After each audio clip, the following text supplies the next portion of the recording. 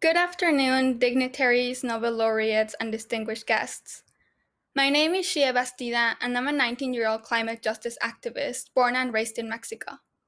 I am one of the many young people who have been demanding climate justice over the last 3 years by protesting and organizing strikes.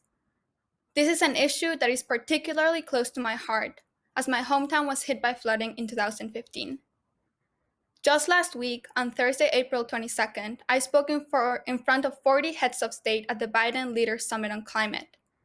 I spoke about our demands, which include ending fossil fuel subsidies and investments, stopping the construction of any new fossil fuel infrastructure, and suspending current fossil fuel extraction.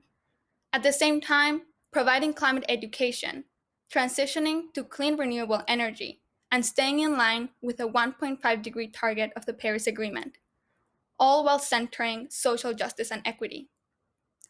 We are in such a critical moment that even one of the most ambitious announcements for emissions reductions proposed by President Biden, which is cutting carbon emissions by 50 to 52% by 2030 from 2005 levels, is still not enough.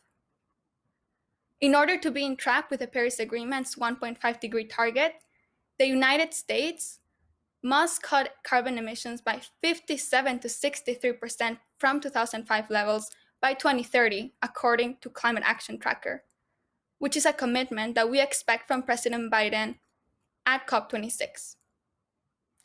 In this journey of emissions reductions, we must keep in mind that our target is zero worldwide. We must keep in mind that we should not only target CO2, but also methane and other greenhouse gases, especially now that the permafrost is melting. We must keep in mind that carbon offsets are not solutions. We must keep in mind that there are communities who rely on the health of the Amazon rainforest, the Congo Basin, the Yucatan jungle, the Arctic and Antarctic, the Himalayas, and the health of our oceans, lakes, and rivers. We must keep in mind that climate justice is social justice. And most importantly, we must keep in mind that what we are missing in this conversation about climate and environmental justice is an examination about our very own foundation of morals and values.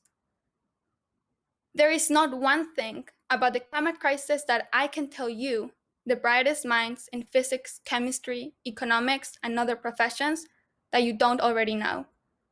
But what I can do is give you some recommendations as to how I think you should question and further implement your knowledge. I say question your knowledge for the following reasons. Most of our frameworks for science, international relations, economics, and others are rooted in ideas of objectivity and emotional detachment, with the ultimate goal of striving for money and power. Countries have engaged in armed conflict because of decisions stemming from realism frameworks. While there is scholarship that counters these frameworks, like writer J. Ann Tickner said, all political action has moral significance.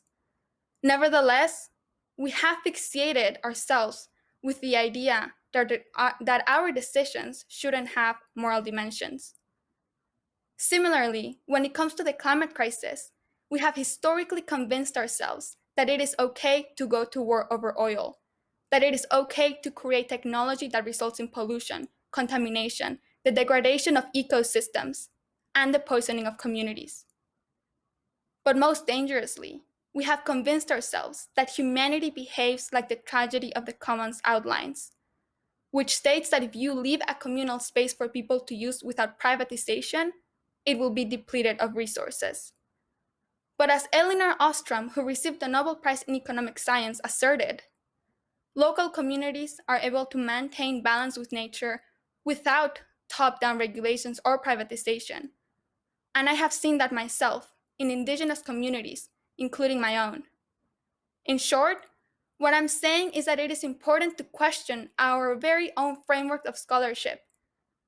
And instead of always striving to move forward, it is time to look back at our ancestral wisdom that teaches us how to live in harmony with Mother Earth, with nature, and with each other.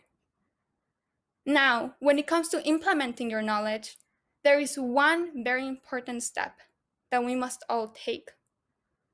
We must become advocates and activists of our scholarship. Activism means to act upon something that we care about. We all know that there is a wide gap between what is written in scientific journals and what happens in legislation. The best available climate science, like the one put together by the Intergovernmental Panel on Climate Change, clearly shows us that we must drastically reduce our emissions to prevent the worst effects of the climate crisis. Scholarship on feminist international politics shows us that the world lacks gender balance in decision making. Climate psychology research shows us that we have miscommunicated the magnitude of the climate crisis. And urban health studies show that Black, Brown, and Indigenous communities worldwide are the most polluted and vulnerable to climate disasters. But most of this scholarship stays in books, journals, and out of legislation. That is why we must close that gap and unite the academic sector, the public policy sector, and civil society to come up with intersectional climate solutions that address the complexities of the crisis in a just and equitable way. We must become advocates and activists of our scholarship, because once you make the discovery of a lifetime, it must find its way to the public policy sector in order to preserve long-term stability and joy. In short, I want us to have the heart and the courage to love the world. This is perhaps the most challenging task of all, because it means that we have to shift from individualism to coexistence, from competition to cooperation. It requires that all of us think in an interdisciplinary way and recognize that today, more than ever, our knowledge has the duty of addressing the climate crisis like the crisis it is. If you take one thing away from what I have said today, is that we are not doing enough to prevent self-destruction. The very thing we wanted to prevent through the creation of complex private and public systems. We have been blinded by greed and power. It is time to strive for peace, and it is time to define peace. Peace is the ability to feel joy while breathing clean air and drinking clean water. Peace requires courage, commitment, and determination. The most important thing is that achieving this peace is no longer an abstract path. The youth and the generations of tomorrow demand that you use your knowledge and power of innovation to prevent runaway climate change. We must keep fossil fuels in the ground. We must stop the production of plastics. We must draw down excess carbon in the atmosphere. We must stop the overproduction of goods. We must receive comprehensive climate education. We must center marginalized communities in solutions. We must acknowledge the rights of nature in legislation. We must heal our relationship with Mother Earth, and we need all of us. Science, innovation, and government must be aligned to take care of life, not destroy it. Thank you.